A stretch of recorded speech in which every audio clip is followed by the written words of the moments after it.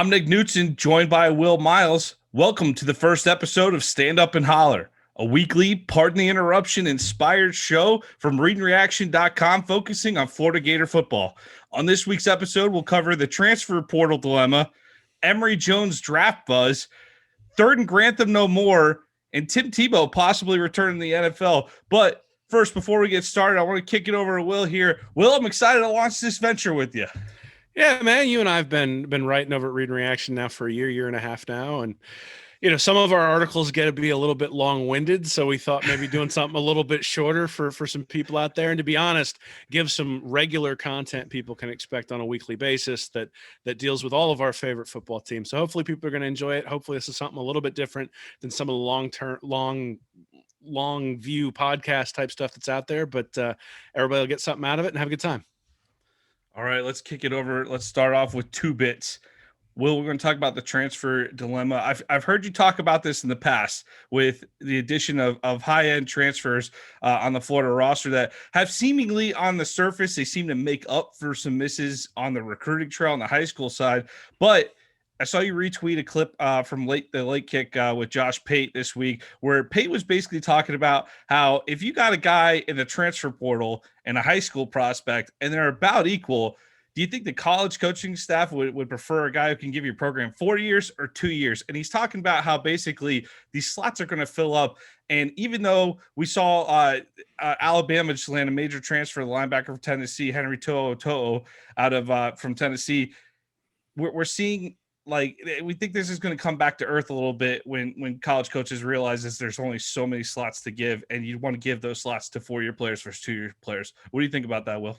Yeah, I mean, so this has always been my concern about the transfer portal. Mullen has hit at an incredibly high rate with the transfers. I mean, you think about Van Jefferson, you think about even Trevon Grimes, who was never a superstar, but came in and provided significant depth to the organization and was there for 3 years. But the problem that you run into is that you're given 25 what's called initial counters every year. So you have 100 initial counters and you got 85 scholarships, and you got to fit guys into those counters. So you sign a high school guy, that's a counter. You bring in a transfer, that's a counter. And the problem is if you're only getting 2 years out of all of your counters, then all of a sudden your depth really takes a dip, and you can't recruit at the high school level the same way you'd like to. So Pate was sort of indicating that they might have to make that things are going to kind of self-correct, right? That coaches aren't going to be able to take 10, 11, 12 transfers. Guys going into the transfer portal over the next year or two are going to kind of be left out when the carousel finishes turning. And so you're going to have less people going to the transfer portal. And the whole issue is going to sort of iron itself out where you're using 1, 2, 3 transfers to supplement your team and supplement your roster, but never going to be a major part of roster building. It is interesting. I do wonder whether there will be a coach who just says, to heck with it, I'm going to only use the transfer portal, completely ignore high school, basically become a JUCO type transfer thing where you just get guys who couldn't get playing time at a big Power 5 school and build your team that way. But, as far as teams like Florida, Alabama, Georgia, I think Pate's right. I think this is going to sort of work its way out unless the NCAA passes rules that changes the way the counters work. Yeah, and I think we've seen it at the SEC level. We focus on it at Texas State this year in the Sun Belt. They took, I believe, by signing day, they had no high school prospects in their recruiting class. It was entirely transfer based, and I think we're going to see extreme examples like that early on. But like you're saying, this is something where not only are coaches going to become smarter about it, but players are going to wise up and realize, hey, just because I say I'm going to transfer to this school doesn't mean a spot's available. Yeah, I mean, here's the reality is that the coach is going to do his best for their roster, and they're going to try to find every loophole they can. So you get a guy like To'o, Alabama wants that guy, right? But you're not going to bring in a fringe prospect into Alabama or Florida. Those guys are going to have to start sort of moving down. So I suspect a lot of the guys in the transfer portal right now are going to end up at, a Division II school or even lower than that, because there just aren't going to be any spots for them, because these coaches aren't going to want to commit 5, 6, 7 spots to transfers. Now, interestingly, Florida has committed that many spots to transfers over the past couple of years, particularly this past year with some of the guys that they brought in. We'll see whether that works out. The problem is if you're only getting a couple of years out of guys, you really have to hit on them early on. Now, granted, you're not losing years of eligibility with the transfers this year, so it's a little bit different. But, again, it's one of those things where I don't think high school recruiting or even the value of high school recruiting is going away. The difference is you'll be able to miss a little bit and maybe supplement. But if you're doing anything more than supplementing, I think it's going to be a bad sign for your program. Right. It's almost like just buying on credit at some point. So you got the bill's going to come due at some point, but we'll see how it pans out. Certainly something to watch in the coming years. Let's move on to 4-bits. Will, we had a conversation last week. I might have been accused of being a homer. I kind of started looking ahead to the 2022 NFL draft. I've been buried in the draft for this year's class, and I was looking at the quarterback class, and I'm not too impressed. No names are boggling my mind here. You got Spencer Rattler out of Oklahoma.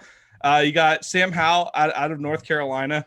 And Mike Renner released a 2022 NFL mock draft in the last few days here. He had Rattler going number 1 to Houston, Sam Howell out of North Carolina going to Detroit number 2, and Emory Jones at number 6 to Philadelphia, taking over for Jalen Hurts. Seems a little crazy on the surface. Like, we are definitely getting ahead of ourselves. Like, don't get me wrong here. But we already named Rattler and Howell. Tell me why Emory Jones couldn't jump this list of quarterbacks, all right? Here goes.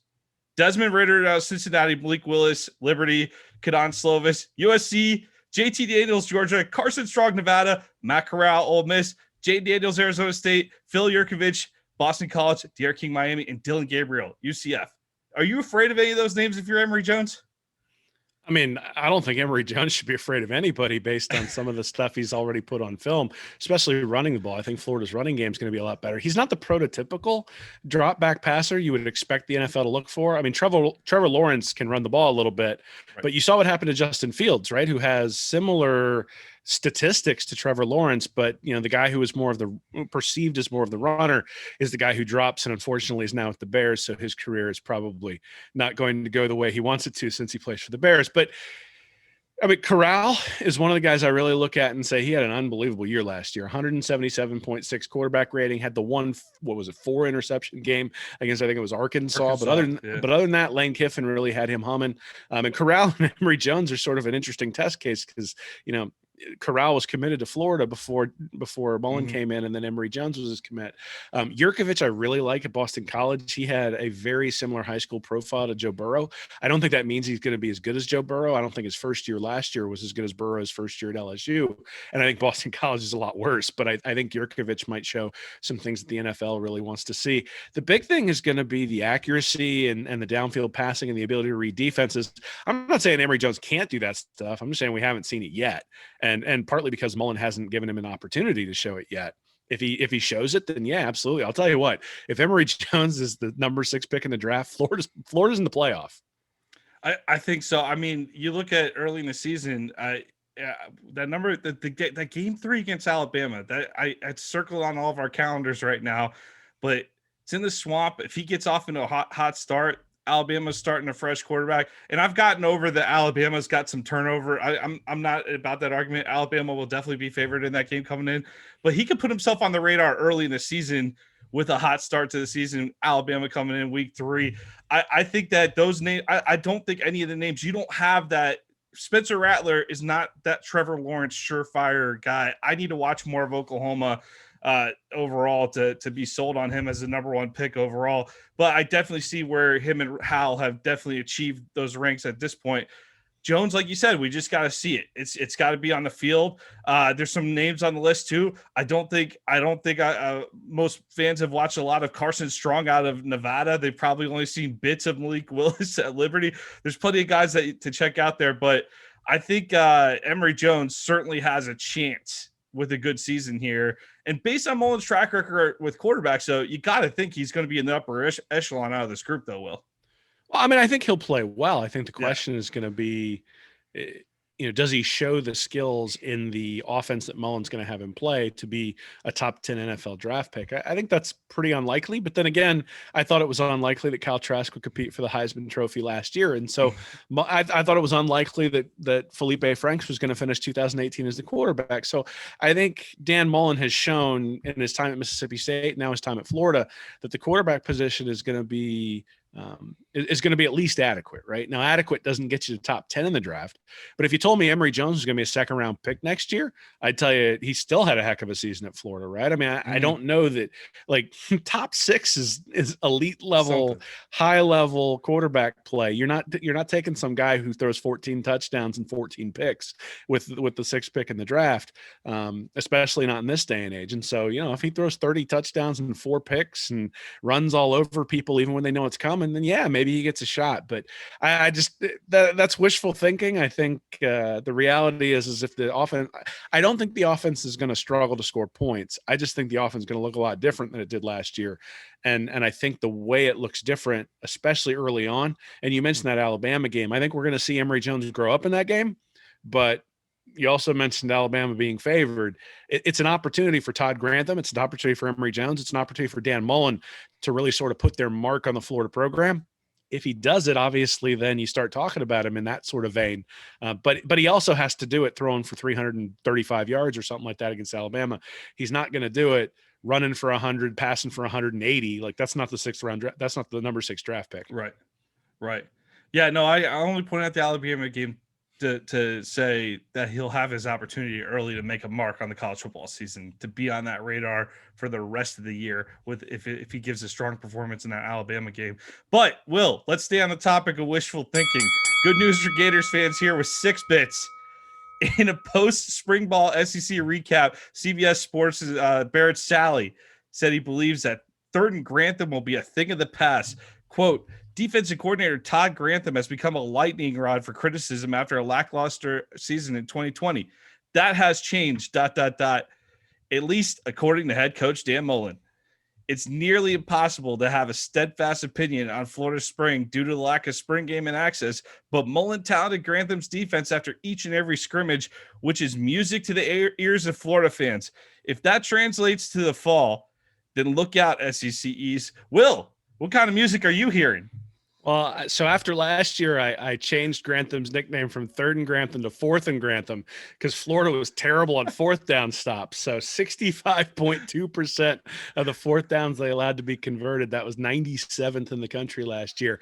So yeah, maybe 3rd and Grantham is gone, but I'm going to believe it when I see it. Again, he has one shot to win back this fan base, and that is like Alabama scores 13 points and that game's 30-13 and there's a pick 6 in there and the team looks like it knows what it's doing and is lined up and the exotic blitzes get home and all that sort of stuff. But the guy's been a football coach forever. He hasn't changed his stripes at Georgia. He didn't change his stripes at Louisville. He didn't change his stripes at Mississippi State. He hasn't changed his stripes at Florida. Why is he changing his stripes now? He's going to trust in his system. And if you think about a guy who's on the hot seat, he probably should, right? He should. If you believe in your system, you believe in your process, you believe in your recruiting, and you believe in your players, you should go out there and put your system out there. If your system's not good enough, or if your scheming isn't good enough, then okay, well, then you move on and you get another job someplace else at a mid-major. But the idea that Grantham's going to change his stripes at this point, I think, is wishful thinking. And we all know spring is just a time for lying. Yeah. And we heard during the McElwain era that Luke Del Rio and Felipe Franks and Austin Appleby were great during spring practice. Look at the offensive line. They're blocking everybody off the ball, and then they come in against Michigan and get absolutely demolished. So, I'm not willing to listen to anybody who didn't watch the spring practices, and nobody really watched the spring practices to say where this team is. Nobody knows. Right. Well, nobody knows. And if somebody's telling you they do, they're lying to you. That's what killed me with this quote. It's music to the ears of Florida fans. Barrett, what are you talking about, man? I think it's something where you look at it. I think there's so much negative angst about how the season finished in 2020. This team, for as fun as they were to watch for most of the season, the finish to the season, I think, just crushed the spirit of a lot of Gator Nation here. And I think there's negative energy, like this angst, just in a ball, all like you said, it's all on the Alabama game. I mean, if we come out and it doesn't look good in game 1 and it doesn't FAU, if it doesn't look good at USF, and if it really doesn't look good against Bama, there's gonna be problems early. Like it's gonna all unwind quickly. And that's what I almost think that we need to have, like, Gator Nation needs to take a breath and maybe like just release some of the demons from 2020. Like, I don't know, throw a shoe into the ocean and let things go or something like that. Like, we just need to like come into 2021 with a fresh mindset, new team. We held on to Grantham. We all had our opinions after the season. I hate the fire guys mid-season deal anyway. Like, this is our guy for 2021. Let's go in there. I mean, on the bright side, Will, do you remember 10 sacks against Miami? You remember what that defensive front did like in 2019 at times? It got after it at times. So maybe the defense comes together a little more. We're not playing guys out of position on the line. Little more athleticism in the backfield, maybe the defensive backfield. Maybe we'll see a change this year. So on the optimistic side, but to say it's a thing of the past, I'm not sure how you make that statement. Well, I mean, it's the same as saying Emory Jones is going to be the 6th pick in the draft. I mean, that part's true, though. I was going to say you're projecting some form of homerism in either side, right? The defense is going to be better but the reason the defense is going to be better is because it can't be worse. And Marco's off in Arizona now, and that's fine. We'll wish for the best out in the NFC West with him. And Florida fans, are going to have to let it go. But you're right that those last 3 games, and I would say the teams that Florida played that were good last year, they lost to. I mean, I think Georgia was okay. I don't think they were great, especially with Stetson Bennett at quarterback. So, but you beat Georgia with Stetson Bennett at quarterback, and so you had the opportunity to go play Alabama. The A&M game they had well in hand and just let it slip away. Then you think about the LSU game. That one should have been in hand. Let that one slip away. The Alabama game, they were behind big, and it was a furious comeback, and it looks like a closer game than it was. But Alabama was the better team. Hard fought. Alabama was a better team in that game. The one that really, I think, leaves the sour taste in everybody's mouth is the Oklahoma game, particularly now that they've got a couple of recruits that they're going after that Oklahoma's going after too. God, if I'm Lincoln Riley, I just send them the tape of that game. Say, come to Oklahoma. No, we'll put up 60 points on these guys. Dan Mullen said it doesn't count. I'm with Mullen on that. If it doesn't count, doesn't count, right? I mean, I guess, but the lesson that you taught your players is that it's okay to not have accountability every once in a while for the way you play when you go out on the field. I think there are people who don't think that's the right message, and I can't say I disagree with them. I think it's a problem when you go out on the field. When you strap it up, there should be enough pride there that you're going to prepare and that you're going to play hard. And the preparation part of that, we knew there were limited practices and all that sort of stuff, but it's not as though Oklahoma didn't know who their opponent was. I mean, it wasn't like they spent months and months and months looking at film, and Florida only got 3 days. So, you're still on a national stage with a premier program like Oklahoma, who you don't get a shot at on a regular basis. You would have liked to seen a little more from the Gators in that. But again, that goes back to what I'm saying. I think there's just a lot of negative pent up energy heading into 2021, and we need some good juju here going into this season. We need to figure something out, but I think a lot of it's going to be riding on September 18th date when Alabama comes to town. Well, something better than that spring special of the SEC Network would have eased some of those concerns. But none of us saw any actual film from what was going on. Like, you saw a couple of corners backing up in slow motion, and then they went to interview Kyle Pitts. It's like that was not what they sold us that was going to be. So we haven't seen our team except for that Oklahoma game, and that's where that comes from. Well, gotta do what we gotta do. All right, let's move on to a dollar, Will, here. Tim Tebow might be going back, getting a shot with the NFL, the Jacksonville Jaguars. Fred Taylor came out in an article a couple days ago. He said, I don't think Tim got a complete fair shot in the NFL because most of the coaches were saying we need a prototypical NFL quarterback. He's not that. That was just before zone reads and the offenses changed up. And I think if Tim had been able to hold on for long enough to have those offenses come to fruition and develop them as they had the past couple of years, I think you saw a better quarterback. I got to say, I used this argument for a long time with Tebow, but when he didn't make the Eagles roster with Chip Kelly, I felt like that's the offense that he could have run very well at the NFL level, and that didn't happen. I gave up on arguing about Tebow in the NFL, but they're not talking about bringing him back in Jacksonville as a quarterback. They're talking about bringing him back as a tight end. I see him being used. They can call him a tight end. The guy's not going to go out and catch 40 passes and 7 touchdowns for your fantasy team.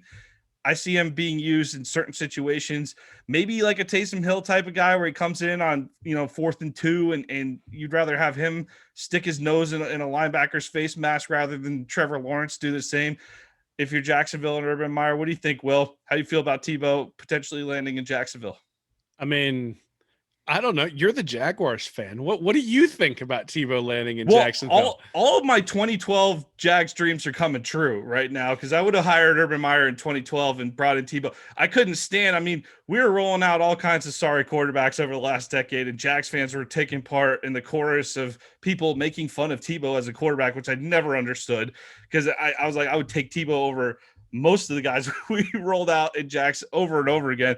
But I think Tebow coming in, if he can add that dynamic where he's actually used, and it's something where it's not just a show where you're putting him on the sideline the whole game, like where you're not going to use the guy. I'm not going to understand it if you have no use for him. But I mean, it's not like the guy's been sitting in a studio doing nothing for the last 6 or 7 years since his NFL career ended. He's been playing professional baseball, so he stayed in shape. He's still a professional athlete. I know he's getting up there in age, which pains me to say because I'm about the same age. It's something where if he could play for a few years for the Jags and Meyer, he's going to be a good locker room guy. He's going to I think he's going to be more of a plus than a minus for the franchise that needs positivity around it, quite frankly. So I would be all for it. I mean, I think as long as you make it clear that Lawrence, and I think having Lawrence as the number 1 draft pick makes pretty clear that the only time Tebow's getting a snap is when it's to make sure Lawrence doesn't get drilled. Yeah, protect then I think you're fine with it. I think the Tebow circus that teams tried to avoid when they brought him in or didn't bring him in, because he was reasonably productive. I mean, 48% completion, not real great, but 17 touchdowns, 9 interceptions in 14 starts. He was 8-6 overall. So, there are worse guys. I mean, you think about what Washington was putting out on the field last year at quarterback, and you say, all right, well, I mean, could it have been worse than Tim Tebow from 6 or 7 years ago? But that's the problem, right? Is that we're really sort of projecting from a Tim Tebow we saw 6 or 7 years ago. We're projecting from a guy who was weightlifting for football back then, who now has been sort of trying to thin out to play baseball and go into the outfield. And, I honestly don't understand this for Tebow. I mean, the reality is Tebow has I don't know why he wants to help the Jacksonville Jaguars and their brand, because Tebow doesn't need the NFL and he doesn't need the Jaguars. He's got a brand that's bigger than pro football and bigger than college football at this point for what he wants to accomplish. I'm surprised with him getting married and quitting baseball and having the SEC network that he's the guy who wants to pursue this. But, Urban Meyer's the perfect guy to pursue it with, because I think Meyer will at least be able to sort of manage some of the, he's used to managing the Tebow sort of mania that goes on. But I don't know. It's one of those things where maybe the circus takes the attention away from Trevor Lawrence rather than focuses it on him. And so then you've got the number 1 draft pick who's not the biggest story in camp when you go to camp. And that might have some value in terms of just allowing him to learn the game rather than learning the game as the focal point of everything. I will disagree there, because even though Tebow will get some sort of a spotlight, the clear-cut number 1 is Trevor Lawrence. No one's even debating that at all in Jaguars. Just wait. When Tebow signs, we need to take a bet on this. When Tebow signs, how many stories on ESPN are about Tebow and how many stories are about Trevor Lawrence before the season starts? I think it'll be 50-50. Oh, I think there's some media coverage. I think you're right, and I think that could be a positive, because I also think Trevor Lawrence's personality, if you see him get interviewed and everything, he's a laid back dude. He just doesn't seem like a guy that would have an issue with Tebow being there. I don't think he would feel threatened at all. I really don't. I think that it's the type of thing where I think it's clearly Lawrence's team, and he won't feel whereas before in previous, when you have a guy like Mark Sanchez with the Jets, that's, playing for his life, and Tebow's there, that's a different situation. So I think it's he's actually going into a situation where nobody's expecting much out of him. I don't think it has anything to do. I mean, it's nice that he's from Jacksonville. I'm sure he grew up rooting for the Jags, but Urban Meyer is the connection. Urban Meyer is the reason this is happening, and nothing else. It's not complicated. It's literally because Urban's like, hey, why don't you come play tight end? I guarantee you that's what's going on behind the scenes, because there's no other reason this would happen. Those two have a great relationship. and that connection is extremely strong. So I look forward to it. I think the Jags would get some good publicity from it too, which any publicity for Jacksonville is good publicity, but it also doesn't threaten your number one quarterback at all, in my opinion. So 2 questions for you. One is, if you're bringing back the 2006 and 2008 teams, then Percy's out there. Let's bring him back, because I guarantee as a kick returner, he'd be good. The other question I have is how I realize that Tim Tebow is really big in Jacksonville, but is he big in the UK? Like, is he big when they go overseas and play that game in London? Expired. The contract's expired. They're not going over to London right now. We're not going over to London anymore. You mean we're not going to have to wake up early to see Jacksonville get pummeled by somebody early in the morning? I don't know what to do with myself. Hey, sadly, you must not watch a lot of those London games, because that was one of the few games they'd play okay, and they played okay in a couple of those games. They did get pummeled a couple times, but yeah, I am not a Jaguars fan. I don't purport to be a Jaguars fan, and if Tebow signs, he'll be the only reason I'm watching the Jaguars. Well, I'll stick up for Jaguars fans and say they're watching anyway. Trevor Lawrence or Meyer come to town. There's plenty of exciting things going on, but Tebow would be an exciting addition, in my opinion. I think they should end up go for it, at least give it a shot. Hey, gonna wrap it up here. Thank you for watching the debut episode of Stand Up and Holler. Please be sure to subscribe to the Read and Reaction YouTube channel. For Will Miles, I'm Nick Knutson. Go Gators.